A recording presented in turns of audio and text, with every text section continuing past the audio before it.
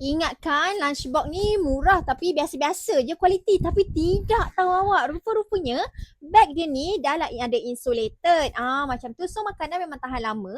Lepas tu dalam lunchbox ni juga kalau awak tengok dia tu stainless steel. So lagilah makanan tu tahan panas lama awak. Yang ni sesuai kalau nak letak nasi untuk satu orang makan. Lepas tu bekas ni kita boleh buka.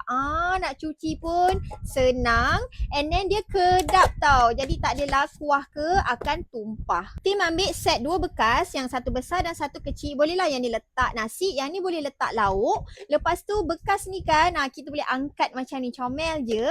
Lepas tu dia datang dengan lubang udara kat sini. So boleh masukkan lunchbox ni dalam bag dia macam ni.